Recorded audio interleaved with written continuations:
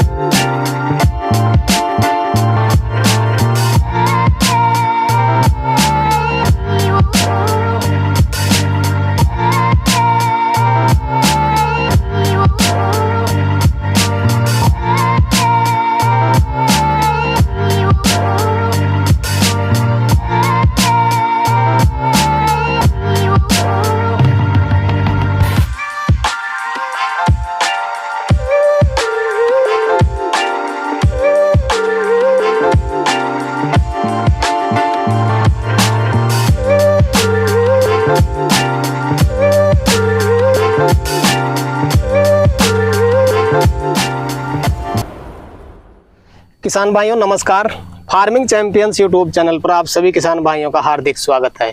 तो किसान भाइयों, आज मैं पहुंच चुका हूं राजस्थान के दौसा डिस्ट्रिक्ट में और आज आपको मिलवाने वाला हूं एक अनुभवी किसान भाई से, जो नेट हाउस में इस टाइम पे आप देख पाएंगे खीरे की क्रॉप जिन्होंने शानदार तरीके से कर रखी है। किसान भाइयों, इन किसान भाई ने करीब करीब 1 एकड़ में नेट हाउस लगा रखा है और इसमें इनकी है सेकंड क्रॉप है। अब की बार भी आप देख पाएंगे शानदार तरीके से किसान भाई की खीरे की क्रॉप चल रही है। हार्वेस्टिंग आज भी किसान भाई की चालू है। तो इनके पास में काफी अच्छी नॉलेज है पॉली हाउस और नेट हाउस की। इनके पास पॉली हाउस भी है और ये नेट हाउस भी है। हम नेट हाउस लगाएं कि पॉली हाउस लगाएं, नेट हाउस में क्या बेनिफिट मिलता है, क्या लॉस होता है, पॉली हाउस में क्या बेनिफिट मिलता है, क्या लॉस होता है, क्या प्रॉफिट दोनों में बराबर होता है। आपका जो कंफ्यूजन है वो पूरा क्लियर होने वाला है आज नेट हाउस को लेकर के। नेट हाउस के लिए आप क्या ध्यान रखें, क्या सावधानी आपको बरतनी चाहिए, कितना प्रॉफिट होता है, एक क्रॉप में कितना खर्चा होता है, कितना टन माल आप ले सकते हैं। साथ ही साथ इनकी जो खीरे की क्रॉप की जो इनके पास में नॉलेज है वो भी शेयर करेंगे। क्या बेसल डोज डालते हैं, क्या इनका शेड्यूल रहता है, किस तरह से कौन से मौसम पे अपनी फसलें लगाते हैं नेट हाउस और पॉली हाउस में, पूरी डिटेल मिलेगी। वीडियो को कंप्लीट देखें। वीडियो पसंद आए तो लाइक शेयर करें और जो किसान भाई हमारे चैनल पर पहली बार आए वो चैनल को सब्सक्राइब करें। तो आइए किसान भाइयों, आज का वीडियो शुरू करते हैं। सर जी नमस्कार। नमस्कार जी। सर जी एक बार किसान भाइयों को अपना परिचय बता दें। परिचय सर, मेरा नाम राम खिलाड़ी मीणा है, गाँव वार्ड गणेशपुरा, जिला दौसा और राजस्थान में जी। तो राम खिलाड़ी जी, सबसे पहले तो किसान भाइयों को ये बताएं, जो आपका नेट हाउस है कितने क्षेत्र में बना हुआ है? यह है सर 4400 वर्ग मीटर। 4400 वर्ग मीटर, 1 एकड़ से थोड़ा ज्यादा। थोड़ा ज्यादा। इसको लगाए हुए टाइम कितना हो चुका है सर? टाइम हो गए 8-9 महीने हो गए। 8-9 महीने। तो इसमें जो क्रॉप देख रहे हैं सर जी, ये दूसरी क्रॉप है आपकी? दूसरी क्रॉप है जी। तो किसान भाइयों, सर की जो पहली क्रॉप थी उसको हमने कवर भी किया था, आप तक शेयर भी किया था और किसान भाई ने उस वीडियो को काफी ज्यादा प्यार दिया, क्योंकि किसान भाई के पास में अनुभव काफी ज्यादा है। इनके पास में नेट हाउस भी है और पॉली हाउस भी है। जो हाईटेक खेती, आज की हाईटेक खेती है, सफल तरीके से करते हैं। तो सर जी सबसे पहले तो ये बताएं, आपकी जो ये क्रॉप चल रही है सर, इसका बीज रोपण कब किया था आपने? इसका किया था सर 10 सितंबर को। 10 सितंबर को, हाँ जी। तो राम खिलाड़ी जी, मैं सबसे पहले तो ये जानना चाहूंगा, आपका जो तरीका था नेट हाउस की तैयारी करने का, थोड़ा वो बताएं, किस तरह से तैयारी की थी आपने? तैयारी तो सर जैसे पहले तो बांझोत निकाले इसमें, फिर इसमें वो खाद डाले, गोबर का, मुर्गी का खाद डाले थे थोड़ा। अच्छा। फिर इसमें कंपोस्ट वगैरह, फिर बेड निकाले, फिर इसमें कंपोस्ट जैसे डीएपी, पोटास, जिंक ये डाले जी। जो आपका बेसल डोज है उसको जानने से पहले थोड़ा ये जानना चाहूंगा, जो आप गोबर की खाद डालते हैं, करीब कितनी ट्रॉली डाली आपने इसमें? ट्रॉली डाली थी इसमें कम से कम 15 ट्रॉली। 15 ट्रॉली, हाँ। और 2-3 ट्रॉली मुर्गी खाद भी डाला आपने? 20 ट्रॉली मान लेते हैं। 20 ट्रॉली मान। उसको डालने के बाद में शायद आपने फिर वो रोटावेटर भी निकाला होगा, जुताई भी की होगी, जुताई भी की है। वो करने के बाद में जब आप बेड बनाते हैं, बेड बनाते समय आप बेसल डोज कौन कौन सा डालते हैं, क्या मात्रा रखते हैं, थोड़ा वो डिटेल से बता दे किसान भाइयों। बेसल डोज डाला था सर इसमें 1 कट्टा तो डीएपी का और 41 किलो पोटास। अच्छा। और जिंक 10 किलो, ये माइक्रोराइजा, अच्छा, फोरेट, और जैसे कंपोस्ट बता दिया, वर्मी कंपोस्ट, ये चीजें डालते। ये डालने के बाद में आप फिर एसएसपी सिंगल सुपर फास्फेट, करीब कितने कट्टे लिए एसएसपी के आपने? एसएसपी का तो 1-2 कट्टा लिया था, बाकी सिटी कंपोस्ट का लिया था 15-20 कट्टे। सिटी कंपोस्ट, हाँ जी।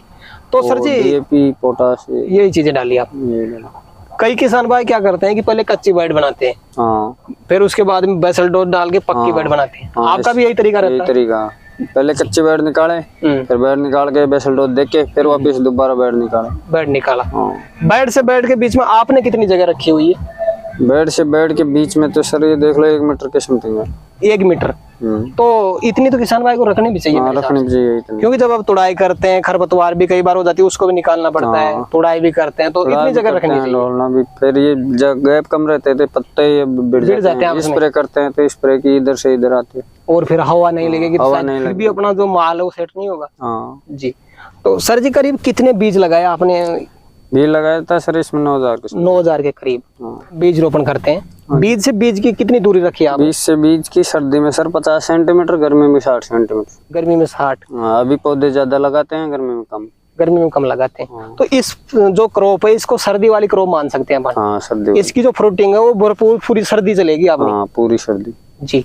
तो सर जी बीज रोपण करने के बाद में किसान भाई पानी चलाते वक्त क्या सावधानी बरते हैं? पानी कितने अंतराल पे चलाए? बीज लगाते टाइम लगाने के दिन ही कम से कम 2-2.5 घंटा चलाना चाहिए, यानी कि बेड के साइड तक गीला होना चाहिए। पूरा बेड अपना गीला हो जाना पूरा चाहिए। बेड गीला होना चाहिए। जी जी जी। फिर उसके बाद उगने के बाद 2-3 पत्ते के हो जाए पहले, तो उसमें कप डालना पड़ेगा थोड़ा थोड़ा। ड्रिचिंग करनी पड़ेगी। हाँ ड्रिंचिंग करनी पड़ेगी। हम्म। फिर ड्रिंचिंग करने के बाद यानी कि फिर थोड़ा बड़ा हो जाएगा ना पौधा, कम से कम एक आधा फीट का इतना, जब भी पानी देना पड़ेगा, यानी कि वो पानी मांगेगा ना पूरा बेड सूख जाएगा, उसके बाद ही देंगे। उसके बाद ही। सर जी जैसे छोटा पौधा उसमें 1-2 बार पानी भी चला दिया अपन ने। हाँ ये पौधे को ग्रोथ के लिए और भी कई किसान भाई ड्रिप से खाद चलाते हैं। हाँ। आप कौन कौन सा खाद यूज में लेते हो वो बता दें एक बार किसान भाई। छोटे पौधे में तो सर जैसे शुरू में फर्स्ट पानी देते हैं तो उसमें तो 12 हुमिक एसिड। अच्छा। फिर दूसरा जो बायोजोडी साफ्रूट, जैसे फंगिसाइड कोई भी समस्या हो गई जिस हिसाब से ड्रिचिंग कर देते हैं। अच्छा। लिट की जो फंगस की प्रॉब्लम हो गई तो लिट की कर देते हैं। अच्छा। फिर बड़े होते हैं जैसे पौधा बढ़ता है उस हिसाब से देते जाते हैं। जी जी जी। ये तो सर जी अपनी जो क्रॉप है इसमें शायद आपने शेड्यूल भी बना रखा होगा, क्योंकि कई किसान भाई शेड्यूल बनाते हैं और शेड्यूल के हिसाब से खाद चलाते हैं। फर्टिगेशन खास करके फर्टिगेशन का शेड्यूल बना के रखते हैं वो। तो आपका कोई शेड्यूल है तो वो बता दें आप किसान भाई को। शेड्यूल बनाते भी है अपन सर, जैसे पौधे के हिसाब से चलाते हैं हम तो। ये है वैसे शेड्यूल बना लेते हैं।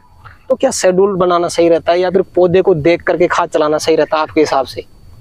नहीं जैसे समझते हैं ना वो, तो अब मान लो थोड़ा बहुत मान लो नॉलेज कम है तो शेड्यूल बना लेते हैं, तो शेड्यूल के हिसाब से चला लेते हैं। जैसे बाकी हम तो पौधे में कमी है ना उस हिसाब से चलाते हैं। उसी हिसाब से चलाते हैं। कोई शेड्यूल नहीं रखते आप तो? नहीं शेड्यूल नहीं रखते हैं। जिस चीज की कमी लगती है वो खाद चला देते हैं। जिसकी कमी के हिसाब से नहीं, बाकी शेड्यूल बना के रखते हैं। जी जी जी। तो सर जी मैं कुछ चीजें आपसे मैं जानना चाहूंगा। जैसे किसान भाई को फंगस की समस्या आती है, उसके लिए क्या यूज में ले सकता है? फंगस के लिए सर कई चीजें अपने, जैसे मान लो रीडोमिल कॉपर, रीडोमिल कॉपर बेस्ट है। अच्छा। दोनों को मिला के कर दो। स्प्रे करनी पड़ती है? नहीं स्प्रे जैसे माल में हो तो उसमें स्प्रे कर दो, पौधे में जड़ में हो तो ड्रिप से कर दो या ड्रिंचिंग कर दो। किसान भाइयों को एक दिक्कत भी आ रही है सर जी, पोली हाउस में माल सेट नहीं हो रहा, माल का अबॉर्शन बहुत ज्यादा हो रहा है, उसमें क्या यूज में ले सकता है? माल का सर यही है, जैसे पौधे की जड़ खराब हो गई ना, जड़ में फंगस आ गई तो दिखता नहीं है वो नीचे। अच्छा। तो जड़ से उठाता है ना तो उठाना छोड़ देता है, जिस वजह से डैमेज होता है। इस हिसाब से माल डैमेज होता है आपका? जड़ में फंगस आ गई ना तो माल पर असर होता है उसका। तो उसमें किसान भाई क्या चला सकता है? उसमें यह है ड्रिप से भी दो और स्प्रे भी निकालो फंगिसाइड। फंगिसाइड की? हाँ, और ड्रिप से भी दो। ड्रिप से चलाओ। हाँ, दोनों काम करो फिर हो जाएगी कंट्रोल। जी जी जी। सर जी जो जड़ चलती है अपने पौधे की, कई बार क्या होता है जड़ चलना ही बंद हो जाती है, तो जड़ को चलाने के लिए, नई जड़ों का विकास करने के लिए क्या चीज चला सकते हैं अपन? नई जड़ों का लिए तो सर ये हुमिक एसिड ये चलाओ, माइक्रोन्यूट्रिएंट चलाओ। अच्छा। इनसे चल जाएगा।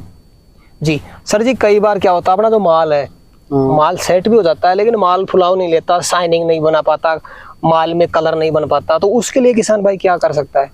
उसमें तो सर माल की यानी कि फूलने की अलग होती है, शाइनिंग की, कलर की, सबकी अलग अलग होती है। जो जैसे माल को फुलाने के लिए कैल्शियम बोरोन की स्प्रे निकाले, और शाइनिंग के लिए जैसे आयरन, जेडन, एमोनिया की निकाले, तो इनमें कलर और साइज सब सही हो जाती है। जी जी जी।